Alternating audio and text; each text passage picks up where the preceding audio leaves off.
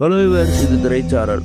இன்னைக்கு நம்ம இந்த வீடியோவில் எதை பற்றி பார்க்க போகிறோம் சொன்னால், எஸ்.ஏ. அசோகன் கதாநாயகனாக நடித்த 6 படங்கள் அப்படிங்கிற ஒருத்தத்தை இப்போ நம்ம இந்த வீடியோவில் பார்க்க போகிறோம்.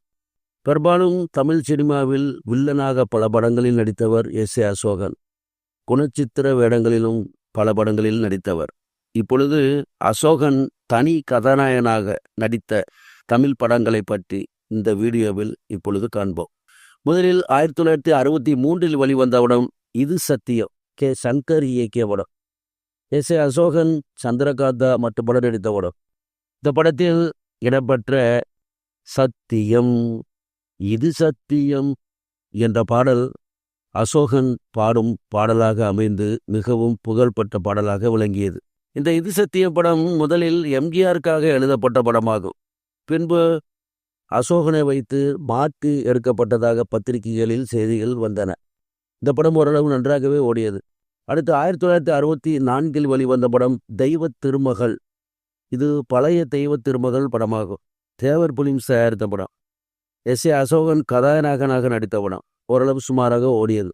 அடுத்து 1965 வெளிவந்த படம் கார்த்திகை தீபம். எஸ்.ஏ. அசோகன், வசந்தா மற்றும் படம் நடித்த படம். ஏ. காசிலிங்கம் இயக்கிய படம்.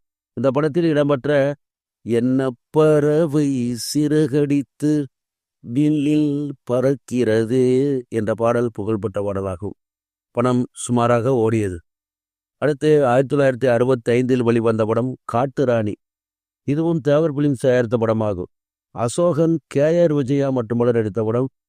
ஓரளவு சுமாராக ஓடியது. அடுத்து 1965 வெளிவந்த படம் வல்லவனுக்கு வல்லவன். மாடர்ன் தியேட்டர்ஸ் நிறுவனம் தயாரித்த படம். அசோகன், மணிமாலா, மனோகர் மற்றும் பலர் நடித்த படம். 100 நாட்களுக்கு மேலே ஓடி வெற்றி பெற்ற படம். அடுத்து 1965 வெளிவந்த படம் தாயும் மகளும். இதுவும் தேவர் பிலிம்ஸ் தயாரித்த படமாகும். எஸ்.ஏ. அசோகன், கே.ஆர். விஜயா மற்றும் பலர் நடித்த படம். இந்த படம் ஓரளவு சுமாராகவே ஓடியது. ஆக இந்த 6 படங்களும் எஸ்.ஏ. அசோகன் கதாநாயகனாக நடித்த படங்களாகும். வேறு ஏதேனும் படம் இருந்தால் கமெண்டில் பதிவிடலாம். சரி வியூவர்ஸ், இந்த கணத்துடன் முடிகிறது. அடுத்த நல்ல கணத்தை சந்திக்கிறேன்.